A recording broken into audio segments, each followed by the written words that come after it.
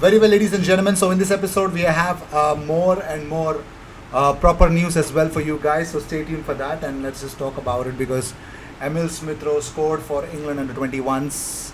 We're gonna talk about that as well. Also, Miguel Aziz shared the way he scored a goal for his respective team for England. So he tweeted out: "Win, check; goal, check; assist, check; good end to the international break." So Miguel Aziz really scored a very good goal as well. While Karl Hein started, Estonia versus Wales World Cup qualifier game. So Karl Hein actually, yep, he started the game, and apparently they lost Kiefer Moore's only goal that led to the um, uh, that was the only game there. So talking about Martin Odegaard, so Martin Odegaard had a game against Montenegro as well. So that was also the case.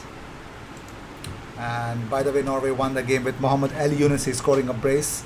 So that was that according to the news and stuff. So talking about more stuff, England under 21 had a crucial game away to Andorra in their European Championship qualifiers yesterday, and England under 21s won 1-0 with a fantastic counter-attacking goal involving Harvey Elliott of Liverpool, and of course the one, the only Emil Smith Rowe who scored that goal. He was also named as the man of the match for scoring the winning goal as well. That's the beauty of Emil. A lot of Arsenal players are actually scoring goals in the international break, and so did Pierre-Emerick Aubameyang. So Aubameyang's brother Willie, on his Instagram live said, "North London is fucking red, bro. You know." The loud Frenchman literally said a lot of loud things as well. If you're wondering who is actually lying down at the back, that's my mom actually. She's had a lot of back issues recently, so she's there in the video because I just can't tell her to go out. It'll be rude. It won't make any sense at all. So, ladies and gentlemen, Pierre-Emerick Aubameyang agreed that his brother said, "North London is red, bruv. Okay, bruv." Apparently, former Arsenal midfielder Fabrice Muamba has claimed that Arsenal used to be much stricter with their academy players than they are right now. So, well, he was there. So he said it's only fair if we listen to what he actually has to say. He says it was very strict. He actually joined Jack Mate's Happy Hour podcast. He says, "You had the first team on one side and the academy on the other side. We were not allowed to go across to the first team. Now you hear that the boys can go across to the first team. For you to go and train with the first team, it was like Christmas Day. As I said, it is not the same anymore." Muamba actually spent 5 years with Arsenal before departing for Birmingham City in 2007. So it shows what kind of culture it was before and what kind of culture it is now. I think it's completely fine, as if it's kind of okay now, I guess, because a lot of Haaland products are really getting engaged in a lot of first team training as well. So finally, it looks like the possibility of Arsenal signing Hossam Aouar. Apparently, according to Gareth Bicknell, who comes up with this, report for Express.co.uk, he says that Arsenal could finally capture Hossam Aouar if they don't get Alex Oxlade-Chamberlain. Wow. Can you see the chain of events here? So first we have to react about, first they make us react about Alex Oxlade-Chamberlain, and then he says if Arsenal don't get Alex Oxlade-Chamberlain, they could definitely go back to Hossam Aouar. Of course they could. They could even go to Aurelien Tchouameni. They could go to anyone. You don't know where they're actually supposed to go. So just chill, bro. I mean, unbelievable. And talking about, I'll just okay, fine. Let me just address this. So Lewis Bate and Kato Taylor-Hart have loaded Miguel Aziz on Instagram. And Kato Taylor-Hart and Leeds United starlet Lewis Bate were amongst those to send messages to Miguel Aziz on Instagram after he scored a stunning goal on international duty on Monday for England under-20s that they beat Czech Republic 5-0.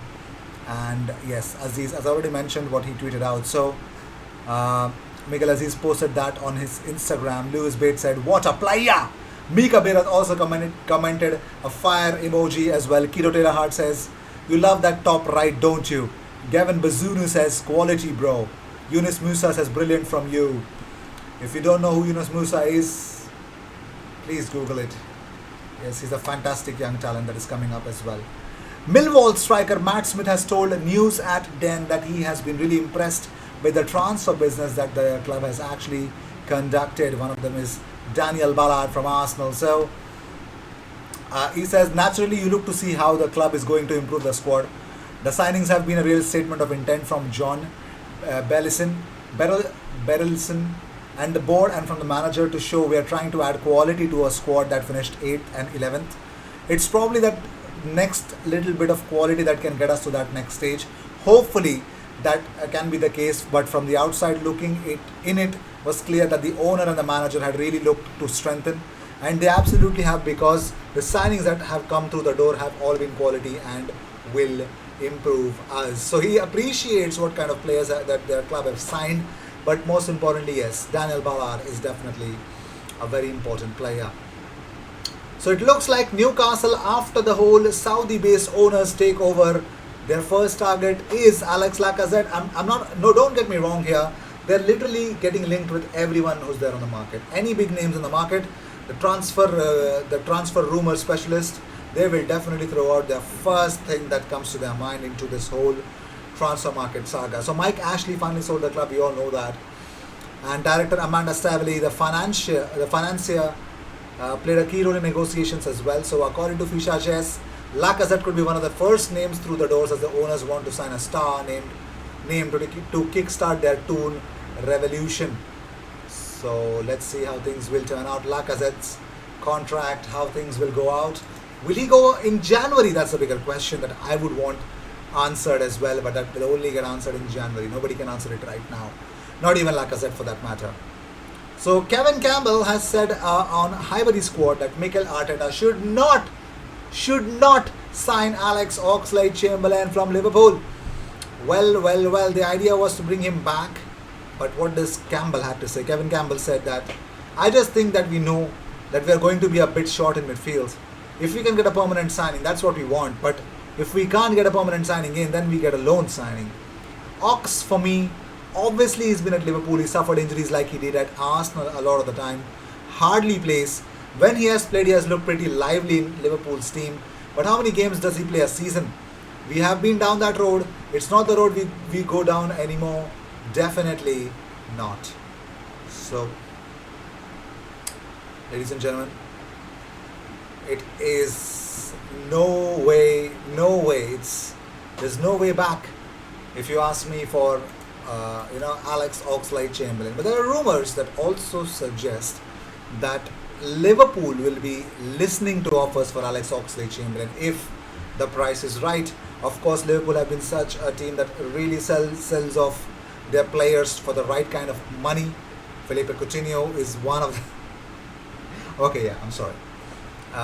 Yes, they make sure that they make money out of their players, even though their players don't make any sense, to be staying there and helping the team. Clearly they won't at one point of time. So that is the case for Alex Oxlade-Chamberlain. Let's talk about another player, Charles de Ketelaere. Scored the only goal. Not the only goal, was it? Oh yes, the only goal versus Italy, 2-1, that they lost. So Liverpool and Manchester United have joined the race for Charles de Ketelaere. According to Fichajes, Club Brugge star is really wanted, and yes, he has also been linked with Arsenal and Manchester City, the latter of whom he is due to face in the Champions League next week. Yes, Club Brugge versus Manchester City. Definitely a game to watch out. Also, for a Premier League bidding war could be soon on the cards for de Ketelaere, who's contracted with Brugge until 2024. So Charles de Ketelaere would be a very exciting signing. Would you want Charles de Ketelaere at Arsenal? And I don't want you to base your opinion by MGH's career mode. He's a really fantastic, very young, good lad, and very, very good pacey lad, skillful lad. You got to check out Club Brugge and the way they played against Paris Saint-Germain. They were really special there. So let me know in the comments what you guys think about it. I will see you in the next one. Until then, cheers, and yeah, do not forget to subscribe. Cheers.